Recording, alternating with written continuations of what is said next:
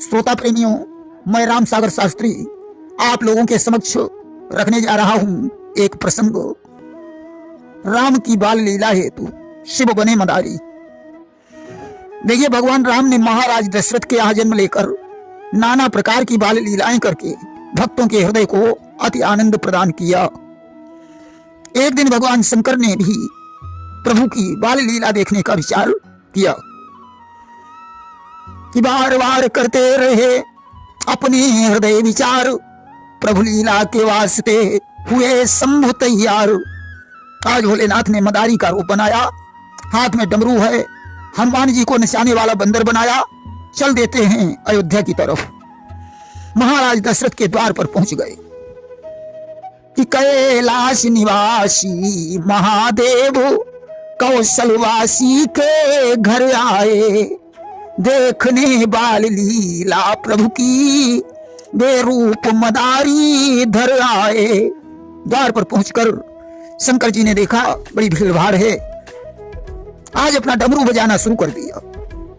हनुमान जी नृत्य करने लगे कि जब देखी भीड़ भाड़ दर पर डमरू का बजाना शुरू किया, मन में अतिशय आनंदित हो हनुमत को नचाना शुरू किया। जो डमरू की आवाज भगवान राम के कानों में पड़ी, दरवाजे से बाहर निकले।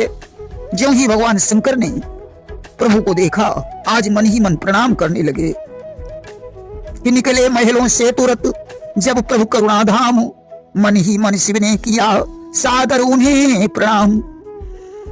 भगवान राम शिव जी और हनुमान को देखकर मुस्कुराने लगे। प्रभु आज बाल लीला करने के लिए जमीन पर लौट गए। महाराज दशरथ ने राम से कहा, बेटा तुम्हें क्या चाहिए? राम ने कहा, पिताजी मुझे ये बंदर चाहिए। ये बंदर मुझे बहुत अच्छा लगता है, मैं तो इसी के साथ खेलूंगा। कि देख वीर हनुमान को मचल उठे रघुनाथ, तात खेलना है मुझे इस बंदर के साथ। दशरथ ने कहा, बेटा ये मदारी का बंदर है, इस पर अपना कोई अधिकार नहीं है, मैं तुम्हें किष्किंधा पर्वत से दूसरा बंदर मंगवा दूंगा। राम ने कहा, नहीं पिताजी मुझे यही बंदर चाहिए। कि दशरथ बोले, किष्किंधा से बानर मैं और मंगा दूंगा। राघव बोले, रहने भी दो, मैं तो यही बानर लूंगा। अब तो महाराज दशरथ राम की जिद से परेशान हो गए। उन्होंने मदारी से कहा, भैया ऐसा करो, या बंदर तुम मुझे दे दो, मैं इसके बदले में आपको बहुत सा धन दूंगा, तुम कहीं से दूसरा बंदर पकड़ लेना। मदारी ने कहा, महाराज ये बंदर मुझे प्राणों से प्यारा है, मैं इसे देने से मजबूर हूं। विवश हुए दशरथ नृपति, बोल उठे यों बयन, कुछ भी हो अब तो तुम्हें बानर होगा देन। महाराज दशरथ ने कहा, मदारी मेरा बेटा राम अपनी जिद नहीं छोड़ेगा, वह यही बंदर लेगा। अब तो इस बंदर के लिए मुझे कुछ भी करना पड़े मैं करूंगा। आज तो यह बंदर एन के एन प्रकार से तुम्हें देना ही पड़ेगा। हनुमान जी तो वैसे ही चाहते थे कि राम के साथ रहकर बाल लीलाएं करूं, उनकी लीलाओं का आनंद प्राप्त करूं। कि हनुमान चाहते थे मन में ऐसा ही अवसर आ जाए, लीलाएं प्रभु के साथ करूं, यहां हृदय प्रफुल्लित हो जाए। महाराज दशरथ ने दासी को आदेश दिया, जाओ एक थाल हीरा मोती भरकर इस मदारी को प्रदान कर दो। दासी थाल लेकर आई। भोलेनाथ ने कहा, राजन मुझे इन मोतियों की कोई आवश्यकता नहीं है, मैं तो आपके पुत्र का दर्शन करके ही कृतार्थ हो गया हूं। मैं आपके पुत्र को आशीर्वाद देता हूं कि आपका बेटा चिरंजीव हो। इतना कहकर भोलेनाथ ने भगवान राम को मन ही मन प्रणाम किया और कैलाश पर्वत को लौट आए।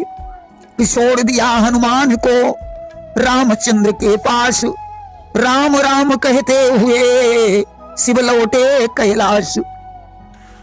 और इधर भगवान राम हनुमान के साथ बाल लीलाएं करने लगे। एक दिन की बात है कि एक दिवस प्रभु सूत में बांधी आकाश के माही पतंग उड़ाई। एक दिन भगवान राम ने डोरी में बांधकर पतंग उड़ाई और जाए छई सुरलोक सुचंग जयंत की नारी ने लीन छुड़ाई। पतंग देवलोक में चली गई। जो इंद्र के पुत्र जयंत की पत्नी ने उस पतंग को देखा, उसने पतंग को पकड़ लिया। भगवान राम ने पतंग लाने के लिए हनुमान जी को भेजा कि ले न गए हनुमान बली, ने तब नाही सचंग गाई। हनुमान जी ने जाकर जयंत की पत्नी से कहा पतंग को छोड़ दो। जयंत की पत्नी ने कहा हनुमान तुम जाकर राम से कह दो कि जयंत की पत्नी तुम्हारा दर्शन करना चाहती है। कि जाई कहू रघुनायक सो जियरा तब दर्शन को अकुलाई। हनुमान जी वापस लौट आए। उन्होंने राम को सारी कहानी बताई। राम ने हनुमान के द्वारा संदेश भेजा कि अभी नहीं, तुम्हें हमारे दर्शन चित्रकूट में होंगे। हनुमान जी जयंत की पत्नी को संदेश देकर वापस लौट आए। सज्जनों, जिस समय चित्रकूट में जयंत की पत्नी राम को देखने के लिए जाना चाहती थी, उस समय जयंत नाराज हो गया और उसने अपने अपमान का बदला चुकाने के लिए राम की पत्नी सीता के ऊपर कौवा बनकर चोंच का प्रहार कर दिया। परिणामतः त्रिभुवन में कोई उसकी रक्षा करने वाला नहीं मिला। अंत में राम की ही शरण में जाना पड़ा और राम ने उसकी एक आंख फोड़कर उसे प्राण दान दे दिया। इसीलिए कौवा आज भी एक ही आंख से देखता है। प्रेम से बोलिए वृंदावन बिहारी लाल की जय।